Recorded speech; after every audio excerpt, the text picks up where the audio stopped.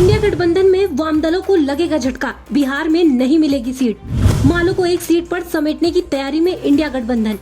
लालू नीतीश ने मिलकर तय किया फॉर्मूला, सीपीआई सीपीएम को कोई सीट नहीं। बिहार में इंडिया गठबंधन के बीच सीट बंटवारे पर सहमति बन गई है और जो फॉर्मूला तय किया गया है उसमें वाम दल जरूर नाराज दिखाई दे रहे हैं, क्योंकि नीतीश और लालू यादव ने सीपीआई और सीपीएम दोनों की दावेदारी को पूरी तरह से खारिज कर दिया है। इंडिया गठबंधन में सीटों का बंटवारा हो चुका है। लालू ने जो फॉर्मूला तैयार किया था उस पर नीतीश और तेजस्वी के बीच के 2 दौर की बातचीत के बाद मुहर लगा दी गई है और अब सीटों का ये फॉर्मूला कांग्रेस हाईकमान को भेज दिया गया है। कांग्रेस की मुहर लगने के बाद इसे घोषित कर दिया जाएगा। इस फॉर्मूले में सबसे ज्यादा फायदा एक बार फिर से नीतीश कुमार को ही होते दिखाई दे रहा है, क्योंकि सीट बंटवारे में एक बार फिर से उसे आरजेडी के बराबर सीट मिल रही है। जो फॉर्मूला तय किया गया है उसमें जेडीयू और आरजेडी को 17 सीटें दी गई हैं, जबकि कांग्रेस को 5 और माले को 1 सीट मिली है। यानी सीपीआई और सीपीएम को गठबंधन में एक भी सीट चुनाव लड़ने के लिए नहीं मिलेगी।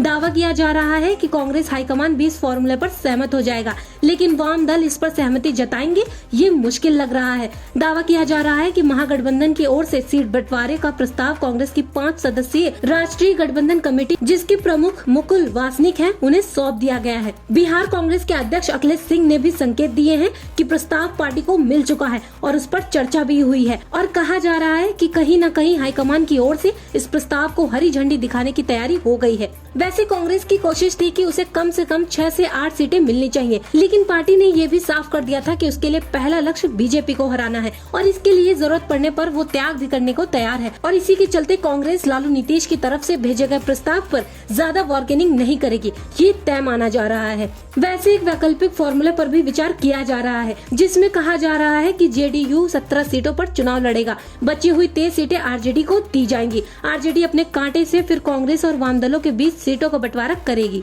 जेडीयू को जो सीटें मिलेंगी उनमें से 2 या 3 सीटों को भी छोड़ दिया जाए तो बाकी की सीट वही होंगी जो 2019 के चुनाव में उसने लड़ी थी। आरजेडी की ओर से ये दावा किया जा रहा है कि इंडिया गठबंधन में कौन सी पार्टी किस सीट से उम्मीदवार उतारेगी, इसकी पहचान कर ली गई है। जीत को पहला आधार माना गया है। इसी के चलते कुछ सीटों पर अदला बदली हो सकती है। 2019 के लोकसभा चुनाव में आरजेडी ने 20 सीटों पर चुनाव लड़ा था। वामदल के साथ उसका गठबंधन नहीं था, लेकिन फिर भी पार्टी ने 1 सीट सीपीआई माले को छोड़ी थी।